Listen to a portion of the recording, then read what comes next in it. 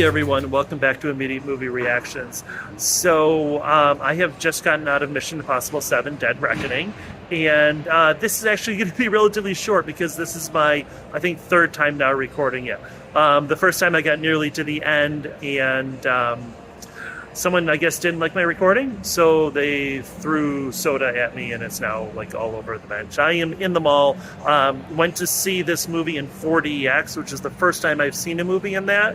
And so I'm going to split this video two sections. The first one is going to be, I'm going to talk about the movie quick, and then I'll finish off by talking about what the actual 4D experience is like. This is Mission Impossible. It's the seventh one. This has been going for, 25 years now. We know what these movies are about. There's nothing really new. They don't set up a real bad guy in this. It's an AI that's happening, and how and why and what it can do is still a bit murky. This is the first part of a two-parter, and I think I'm glad that they split it up. I didn't want a sort of a rushed ending. Even though this was 2.5+ hours, it did not feel like it.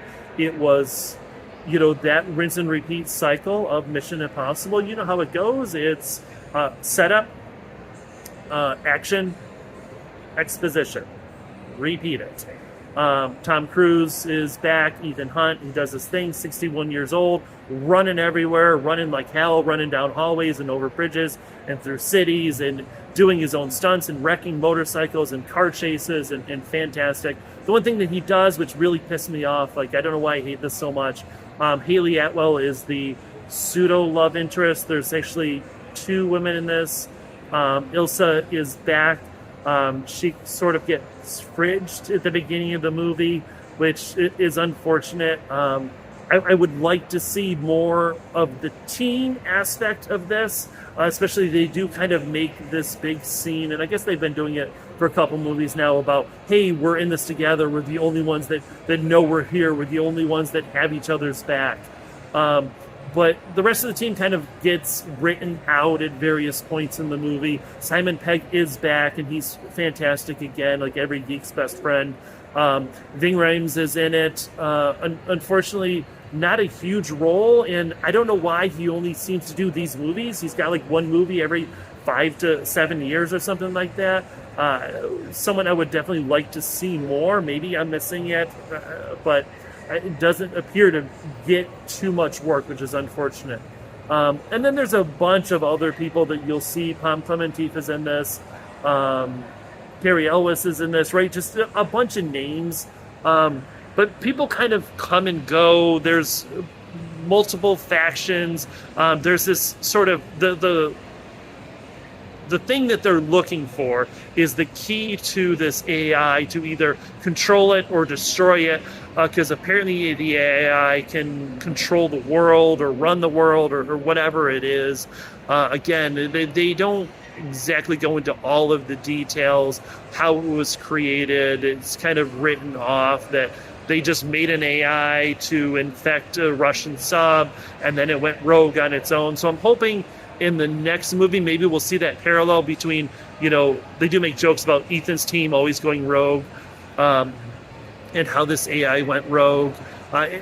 If you haven't seen the other movies, it's fine, though I do think at least the last two would be good to see before seeing this, because there are some connections that are made back to that, as this definitely feels sort of like Indiana Jones, right? It feels like we're coming to the end of the franchise, the end of the series, and that'll be sad, but I think, fine. There isn't anything new in this. If you're going to be surprised by the betrayals and by the, oh my gosh, this person was actually that person, and, all that sort of thing, then, good, right? That's awesome. I guess that would make these movies way more fun. But really what we come for is Tom Cruise, just charismatic and being cool and all that. And the action is still top notch, even though I am so sick of trains and fights on top of trains. Like, why do we have to still do this? Is this the best we can come up with? That's the worst part of this whole movie, that whole scene. It's just, well, okay, I have to preface that. The way that scene ends is fantastic. Though most of the rest of it just isn't really worth it. But the choreography for the fight scenes and the cinematography for the action is fantastic. A lot of times in current action movies, we see it zoomed in. I think I said this before, zoomed in way too tight so that you can't see the full action. And I think that's for making up for these stars that can't quite pull off the choreography. But this is more of a kung fu type style where it's back so you see, and there's different types of fights. You know, you've got gunfights, some of the gunfights get a little bit, I don't know, boring, confusing, especially towards the beginning. I think they were kind of mailed in. But, we got knife fights, we got sword fights, we got punching, we got, kind of runs the gamut. There's one scene in particular where Ethan and Pom Clementief's character, whose name I believe is Paris, they're fighting in this really tight alley, and it's just really cool. I actually found myself kind of gritting my teeth a little bit as I was watching it. So, this movie, it hits all the boxes of that top-notch, that big-budget action movie that we want for the summer. So that is fantastic. On that note, see it, stream it, or skip it. I'd say see it. I think this is a movie that needs to be seen or should be seen on a big screen. It does everything that it is supposed to do. It checks all the boxes. It's not game-breaking or game-changing. It doesn't do much that's new, but it does things, that you expect very well, and so that's fine. So definitely go see this movie. As far as the 40X, so I had read something, just online about seeing this movie with the 40X, with the car chase. Car chase in this was fantastic. Sometimes they go on too long. This did not go on too long. It was, it was varied enough, and there was enough interesting going on.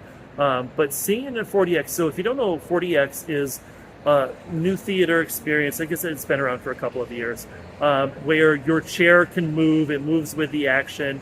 It sprays water on you. It sprays mist. There's scents. I did find the fog that came out, like, when they're throwing gas canisters, fog will appear in front of the screen. I found that a little distracting. It took away from the actual, what you're seeing, unfortunately, too much for me. The smell, I didn't quite understand that. By the end of the movie, it felt like we were walking out of a Fish or a Grateful Dead concert. I definitely could have done without that. The water, even though we did see a trailer for the Meg in this, and I might have to go see that in 40X. The water was okay. You do have the option of turning the water off, which is fantastic, because I know that is a trigger for a lot of people. These seats move pretty, there's some strong movements, there's some force with these, and they will, during the fight scenes, you'll feel them hitting you on the back, sort of like a massage chair that comes out, but with a forceful hit. I have very severe dizziness, and unfortunately, driving, movie theaters.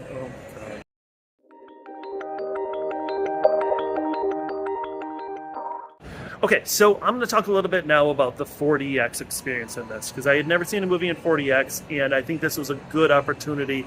This movie was sort of perfect for it.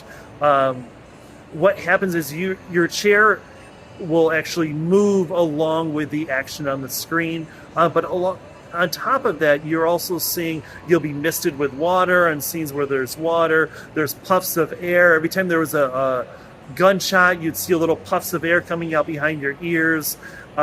Definitely something that if you have any sensory issues, I would not go see this. Even though with the water, you can turn the water off, which is nice.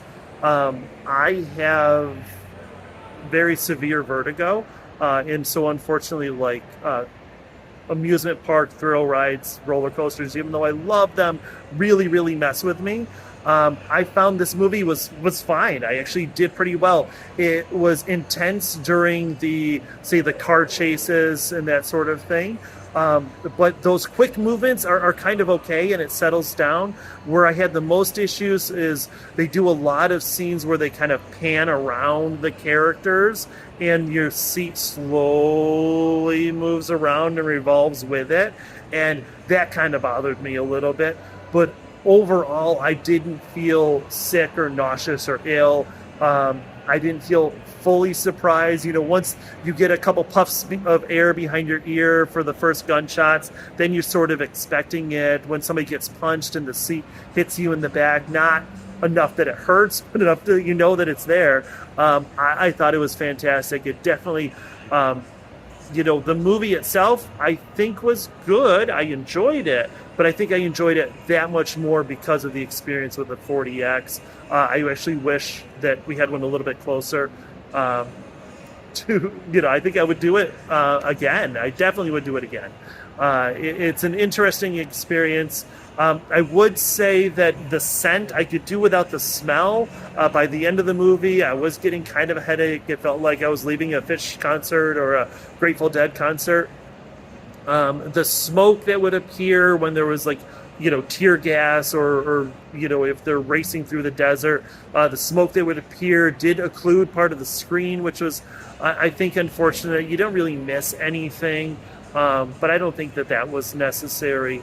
For me, it was the movement of the seats, the feel of the air, all that sort of thing, the mist that gets sprayed, which again, it's great that you can turn that off.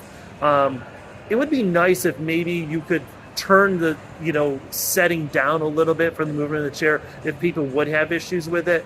But overall, I think it was a great experience. It was an interesting way to feel the movie along with seeing it, and it's definitely something that I think I'm going to try another movie in this 4DX again. I think it might actually be worth it. So anyways, thank you for watching. I appreciate everyone, and like, share, subscribe, all that stuff below. And I will see you after the next movie, and hopefully people don't throw anything at me for the next recording. All right, thanks guys.